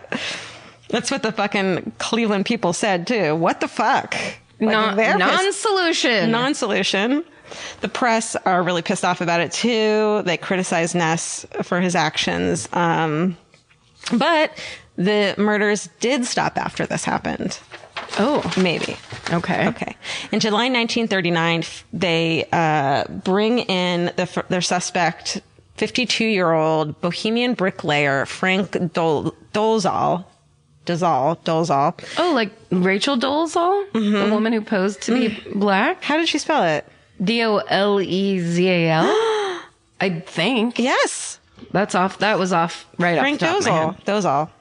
Well, what a rich history that family has had. I mean, so he's arrested because he had lived with Flo, our friend Flo, and was the body that was found in the baskets. He had lived with her for a while, and it revealed that he had been acquainted with the two other identified bodies, Edward Andersey and Rose Wallace. Oh. So after a ton of questioning and getting beat the fuck up by investigators, he confesses that he had stabbed her, killed her in self-defense.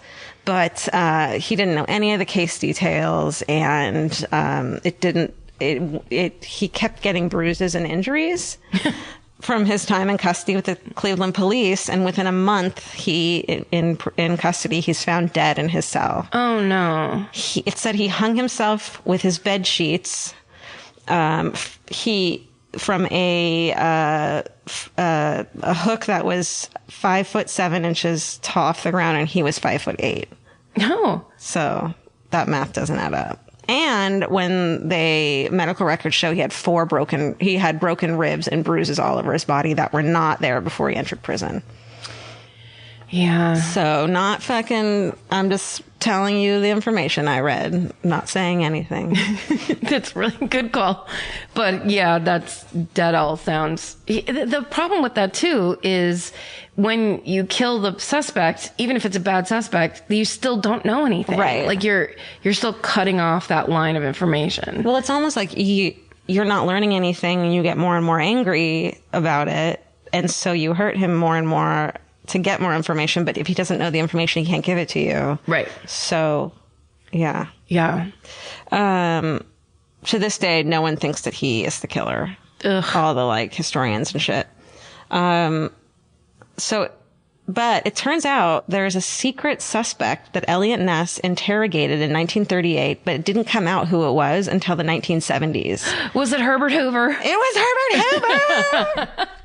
Turns out it was a deranged doctor. Yes. Named, of course. Sorry, I love that. Yeah. Dr. Francis E. Sweeney. And he sounds like, a fucking classic deranged doctor. Okay. Murderer type. Love it. He's a veteran of World War I who was part of the medical unit that conducted amputations. Why did you just laugh, Stephen? I was trying to cover up a sneeze. Oh, okay, good. We're like, oh, Steven's finally as fucked up as us. Oh, no. He's sneezing. I thought you laughed so hard that you had to cover your face. What if Steven, that's when it's revealed Steven's intensely evil and has been this entire time. It's the thing that gets him is World War I amputees. Yeah, it's his fucking favorite. That's when Steven's real personality, Steve, comes out. Steve. Hey, Steve. Okay, so he's part of a medical unit that conducted amputations and patchings up in the field. During the interrogation by Elliot Ness, who's like at this point losing his shit because he's so embarrassed that he can't find the killer. Right. Sweeney said to have, quote, failed to pass 2 polygraph tests, but they were kind of in their early stages at the time. So that's, we don't totally know. Back then it was just a third cop holding your finger and then going, lying, not lying. Very early, rudimentary. That's exactly right. You can see that in the Cleveland Cop Museum too. Just that same cop sitting there. We're gonna go meet him. Hey, look, it's the original lie detector. He's just screaming in people's faces. That guy, O'Leary, he was amazing. Lie. He's the best lie detector. He was a lie detective. That's right. I don't know. It seems like Elliot Ness definitely thought that fucking creepy Francis E. Sweeney was the killer. But there isn't a lot of information on it because it turns out that Sweeney was the first cousin of one of Elliot Ness's political opponents, Congressman Martin L. Sweeney, who had been hounding Elliot Ness in the press publicly about his failure to catch the killer. So he was about to run again, so it would look really bad if he was like, well, guess what? It's your cousin who's the killer. And no one would believe him. And then if he were wrong, it would ruin his career, Elliot Ness's career, too. Yes. Very high stakes. Right. So he's like, fuck, I can't do this, but I totally think it's this dude. And then he was like, told everyone, don't fucking tell anyone. And no one fucking told anyone until this dude was writing a book in the 1970s and was like, shit, it was fucking Frank E. Sweeney. So after he comes under suspicion, Dr. Sweeney commits himself to an insane asylum, and there are no more leads or connections that police could assign to him as a possible suspect. From his hospital confinement, he's threatening postcards signed by Sweeney, mocked and harassed, were sent to Elliot Ness, and they mocked and harassed him and his family into the 1950s. Whoa. He'd signed them F.E. Sweeney, paranoidal nemesis. Paranoidal? Paranoidal nemesis. Wow. Okay. Of course. I mean, that's like kind of admitting that you did it. Oh, yeah. Like, that's crazy. Yeah. He's crazy. It's possible, of course, that there were many murderers and copycats, which I think might be the case. Similar decapitation murders occurred in neighboring Newcastle, Pennsylvania, as well from 1923 to 1940, and none of those were ever solved either. So there's like a lot of similar cases. And before the first 2 bodies were ever found in 1934, a woman's torso washed up on the shores of Lake Erie outside of Cleveland. The victim's flesh had also had the chemicals on it that looked like it had been trying to embalm her. And they called her the Lady of the Lake. But it wasn't until later that they made the connection that they could have been the same killer. Oh, wow. Okay. Okay, so it's also been theorized that the Cleveland torso murder cases have some connection to the January 1947 murder of Elizabeth Short, aka the Black Dahlia. Yes. In fact, one of the many suspects from Cleveland was living a few blocks away from where the body of the Black Dahlia was found, severed in half and drained of blood. No fucking way. So somebody that got interviewed for that way back in the 30s for those murders in Cleveland 15 years before moves out to sunny CA, couple blocks away, to try his hand at acting or what have you. Fuck. Yeah. Like, what are the fucking chances? The very low, I would guess. Or was he like, maybe he did kill her and he just wasn't also the killer of the torso people in Cleveland? Wouldn't that even be more of a coincidence? Yeah. No. Because he'd been following the murders that whole time in Cleveland. He was like, that sounds like fun. And he killed her. So he was copycatting as well. Yeah. Either way, he killed the Black Dahlia. Shit. Yeah. But it's interesting to note that Dr. Sweeney, who didn't die until 1964, spent the rest of his life committed. He was allowed to leave for days or weeks at a time. Why? Because he committed himself. Oh. Until his permanent institutionalization in 1955. So maybe that motherfucker went to California for all we know. Where'd he go when he got to leave? Great question. Ooh. Ness's inability to catch the killer drove him fucking crazy, and it also tarnished his reputation, which we know is like fucking super historic and godly. And official police records on the case have been lost, destroyed, or removed. Shit. And so clevelandpolicemuseum.com, a lot of good information there and a lot of photos. And there's some gruesome ones too, just so you guys know. And also a website called prairieghosts.com. Got a lot of good information there as well. Nice. So that is the Cleveland torso killer, or the Mad Butcher of Kingsbury Run. Wow. Yeah. Also, the fact that ends with hooking up to another great unsolved mystery is insane. Like, it's so good. I know. And crazy. Yeah. Because then that means potentially it's say 30 years from now, they find some kind of whatever. Like, what if one day it's solved and it's the Black Dahlia and the Mad Butcher of Kingsbury Run? Do you think the Black Dahlia will ever be solved? I mean, that's what I asked for Christmas. So yes, I believe that Santa can hear me. A speck of DNA. And then they put it through CODIS, and it's the relation DNA that they have now. That's so cool. Oh yeah. Where it can be like, the person whose DNA this matches is related to this other person who's in CODIS. Oh. So even if they're not in CODIS, which because they'll be so old, it wouldn't be in there, but they could be like, this is the person's great grandson. So they could track him down anyway. Yeah. If that person is in CODIS. Did you ever listen to that series? And I'm not going to be able to remember it off. Oh, no, I can. It's Hollywood and Crime. Oh, yeah. Did you listen to that? And it's like basically all those, there were a bunch of similar murders before and after. That podcast is so fucking good. Hollywood and Crime, if you haven't listened to it, man, it's good.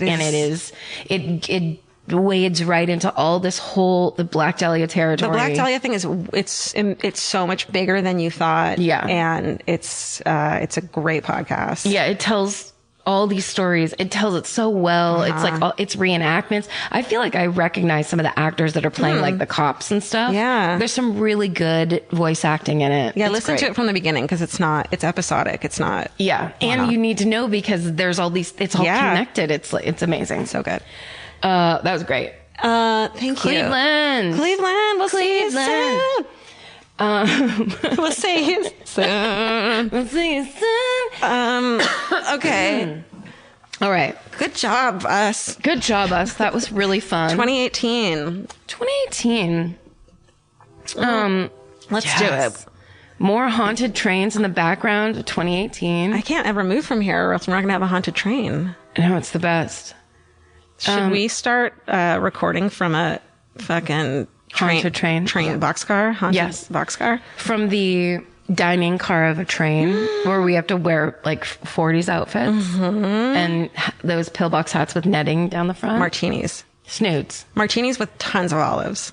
I mean, here's the thing. If we get threatened by nuclear war, even just a little bit more, I feel like I should start drinking again. I feel like nothing bad will happen. I think wait till the first bomb is dropped. Okay. And then I support you. But then, you're right. Wouldn't it be a bummer if you died of a seizure before you could die of nuclear holocaust?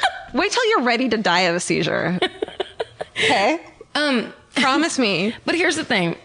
Just as an FYI, the liquor and the seizures are not directly related.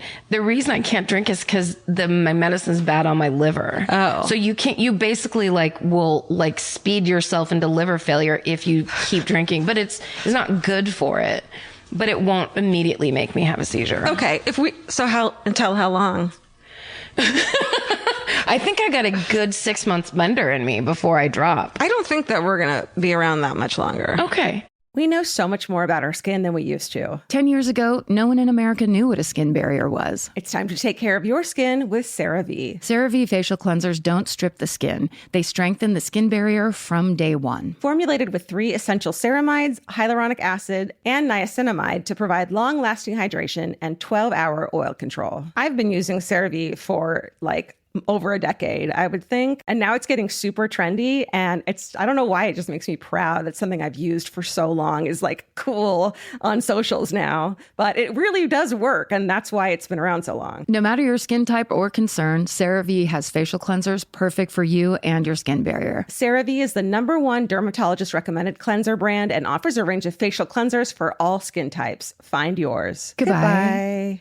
Buying clothes is easy. That's why everyone's always doing it. But finding clothes you actually want to wear is the hard part. Get all your favorite elevated essentials at Quince. Quince specializes in effortless, high-quality essentials like ultra-soft organic cotton and premium Mongolian cashmere sweaters. They're beautifully tailored and built to last. And it's not just apparel. Quince also brings that same everyday elevation to everything they offer, from hotel-quality bedding and bath to kitchen staples, essentials, and thoughtfully designed furniture. They work directly with ethical factories, so you're paying for quality, not brand markup. It's so true that they have wonderful items that aren't just clothes. I have 3 of their 100% mulberry silk pillowcases. I've bought throws from there. I've bought bedding from there. And it is just as great quality as their clothes and super affordable. Upgrade your everyday. Download the Quince app for app-exclusive offers or go to quince.com/MFM. Get free shipping on your order and 365-day returns. Now available in Canada and the UK too. QUINCE.com/MFM. Goodbye.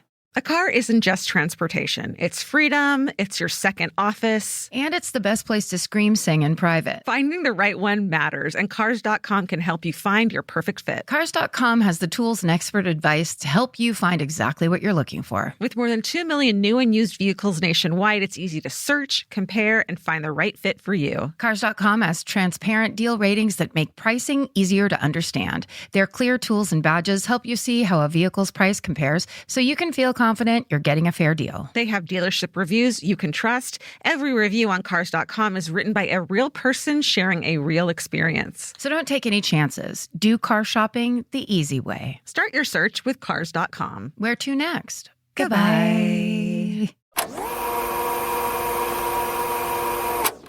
Okay, we're back. Are there updates for this story? There are updates. In 2024, DNA Doe Project teamed up with Cuyahoga County's chief medical examiner to exhume the bodies of the John and Jane Does associated with this case to test them for DNA in attempts to identify them using genetic genealogy.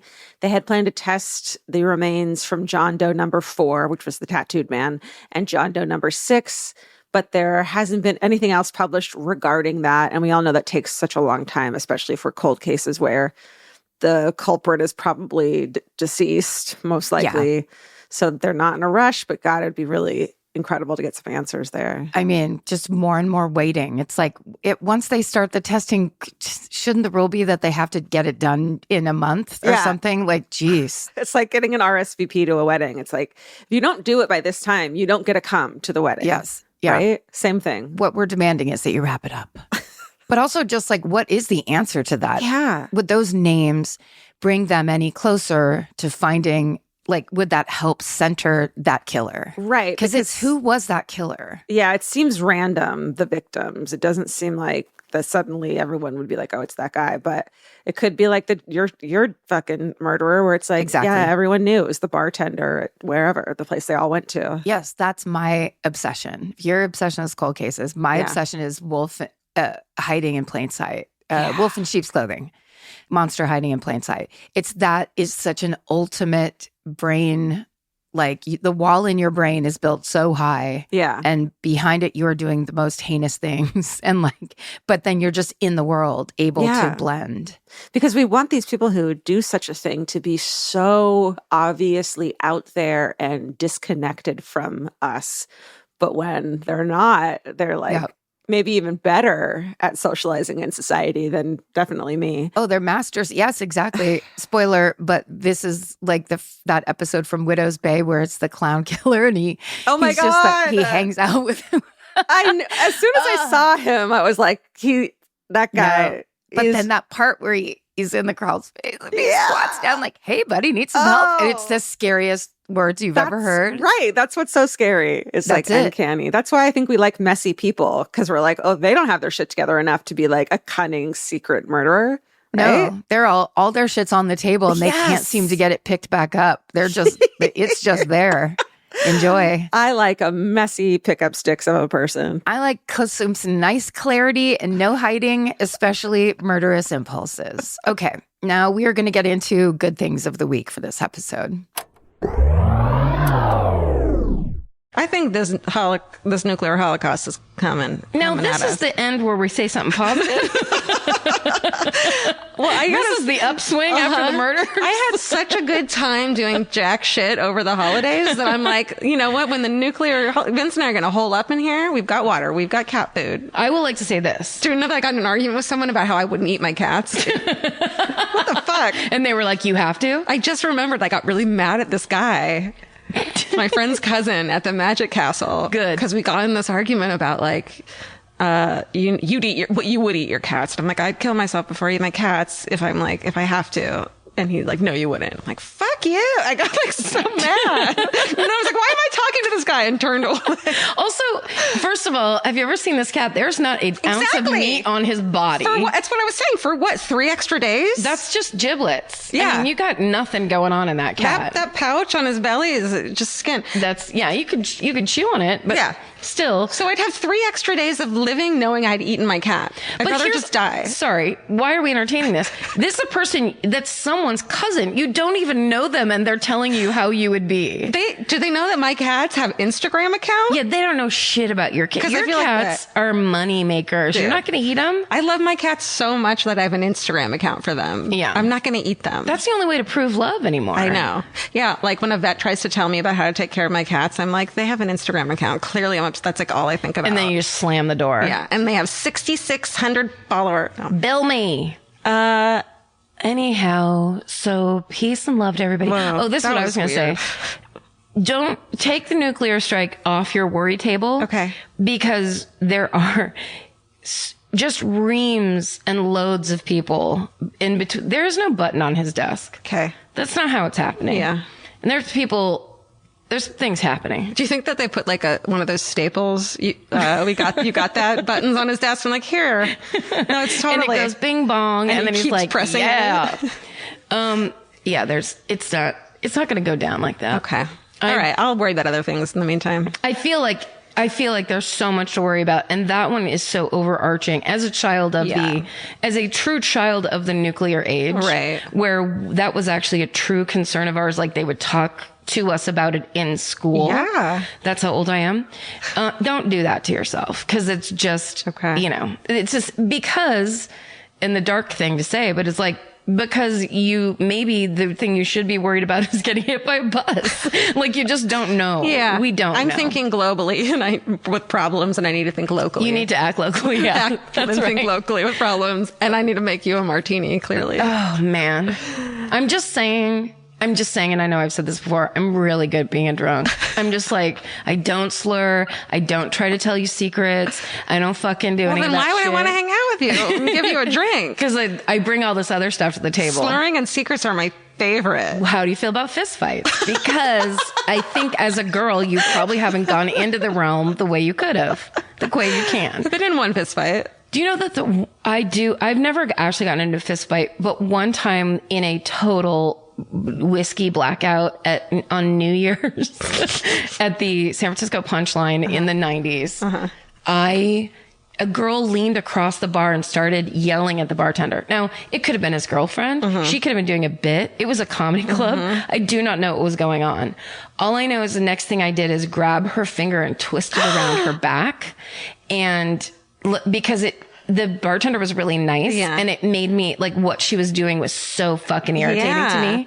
And then the next thing I knew, there was a big circle of people standing way back from me, and the girl was crying and going, "Why did you do that?" And then I was like, "Uh-oh, what did I do?" I had no idea what I did. Oh my God, Karen. And then my friend, like, basically had to usher me out because I was like, "Wait, what happened?" And I didn't know that I'd finger assaulted her. You're not getting a drink. I'm sorry. It gets pretty serious pretty quick.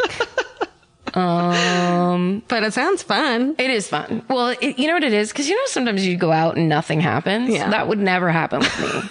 There's always something is going to go down.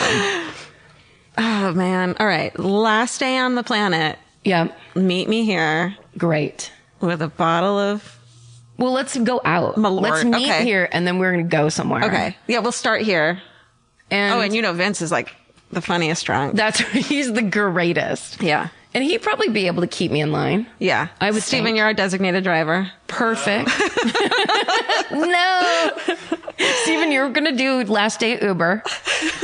And it'll be a van so we pick people up. Yeah. So That sounds fun. Stay sober. And in the meantime, I'll start doing some research about one of those weird hidden bunkers with that holds 500 people. We'll figure out where there is one that a man's been working on for years. We'll go have a rave. Since the 80s. And we'll just collect up drugs. We'll get people who have good drugs, good liquor, good personalities, and we'll all go into a mountain. Lots of dogs. Dogs would be fun, but then there's cats. He can go in like a backpack or something. Okay. All right. All right, great. That's my happy thought. Perfect. I feel like we just did that. Yeah, I mean, I think we covered that. There's lots to be stressed about these days, but also don't forget in your stress, then also just start making up a fun plan. Okay. To kind of counteract your stress. I think it relieves tension. Something to look forward to. For sure. Okay. I like it. And we're back. Does it bother you? Know what bothers me? That I was guessing something was going to happen in the world in the near future, and I was off by like a nuclear strike and a virus. I was definitely of the idea that an antibiotic resistant virus would happen. But so it's just like a little bit off. If I had fucking got it right, man, God, I'd be the president. you'd be dead.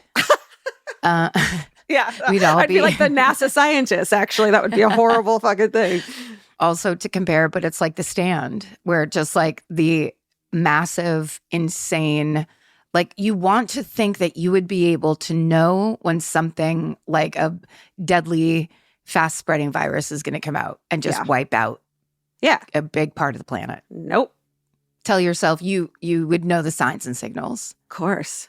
But here we are. I told you that we were in the smokehouse the other night and there was an emergency alert that came up on the TV screens and then everyone's phone started going off. Oh, get out of, don't be in a crowd right now. What was it? I was with Scotty Landis and I looked over to him like, yep, this is exactly where we'd be when the nuclear bombs go off. That's like, not a bad place to be, though. They got good not martinis. at all. Lock us in. Hell yeah. Get the valet guys in here and let's lock these doors. That's right. So this episode was originally named Decompressions, which I love. It sounds like a massage therapy store in the mall.